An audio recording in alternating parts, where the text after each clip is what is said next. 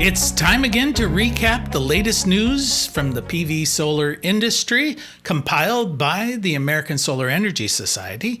I'm Jay Warmke with SolarPVTraining.com, and this is what's happening in the wonderful world of solar for the week of July 28th.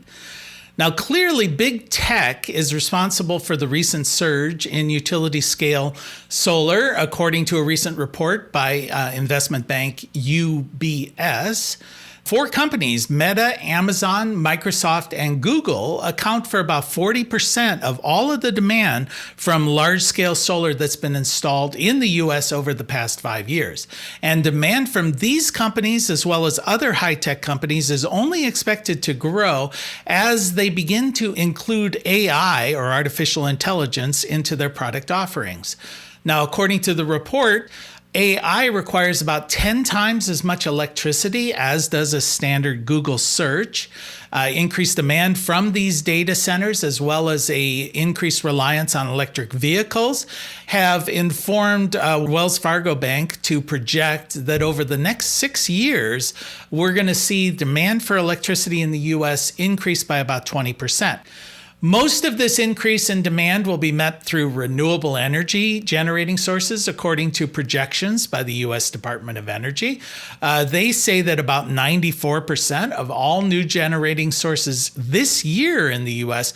will be produced by wind, solar, and battery storage. The Texas Tribune is reporting that recent high temperatures, as well as severe weather events such as Hurricane Beryl, is driving a record adoption of residential rooftop solar in the Lone Star State. Now, Texas currently ranks third in residential solar behind California and Arizona, but on a per capita basis, Texas actually ranks 20th, which gives it lots of room to grow within that particular market segment. Now, according to a 2018 report from NREL, which is the National Renewable Energy Labs, they found that Texas actually could power about 30% of their loads from rooftop solar. Texas last year grew their rooftop solar at an astounding 45% rate year over year. Now, that was only exceeded by the state of Florida that grew residential solar at about 47%. Quarterly financial reports are in, and it's been a rough couple of months here for some pretty high-profile solar companies, despite record growth within the industry as a whole. Now, Tesla's second quarter earnings show that their earnings fell 45% compared to a year ago. Analysts are blaming increased competition from other EV manufacturers, especially Chinese manufacturers such as BYD, which is now the largest manufacturer in electric vehicles worldwide. And Enphase saw its second quarter earnings fall 57%. Now, what the analysts are blaming on that is high interest rates and also changes in California's net metering laws. Now, Enphase dominates residential solar within the U.S., and until recently, California has dominated the residential solar market as well. So changes in that state affect Enphase dramatically. IREC, which is the Interstate Renewable Energy Council, announced this week that it's expanding its Charging Smart program into two more states, into the state of Connecticut and Louisiana. Now, the Charging Smart program is funded by the U.S. Department of Energy, and it offers free technical assistance to local governments to adopt policies, practices, and even offer incentives as they try and create efficient and equitable policies to expand EV chargings within their jurisdictions.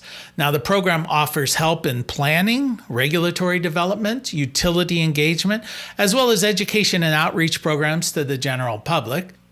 A review of FERC's data, now FERC is the Federal Energy Regulatory Commission, it shows that renewables now account for about 30% of all of the generating capacity on the U.S. grid. And for the 9th month in a row, solar has been the largest source of new power on the U.S. grid, on track, according to FERC, to be the second largest generating source of electricity within 3 years behind natural gas. Now, currently, the mix is that solar is tied for fifth with hydro, accounting for about 6% of the U.S. generating capacity. It falls far behind natural gas at 44%, nuclear at 18%, coal is in third at 16%, and wind accounts for around 10%. But within 3 years, the landscape's going to change dramatically, according to FERC. Natural gas will fall to just around 40%. Solar will take second place at around 15%. Coal is going to drop to about 13.5%. Wind at about 13%. Nuclear and hydro are going to then be tied for fifth at 7.5%.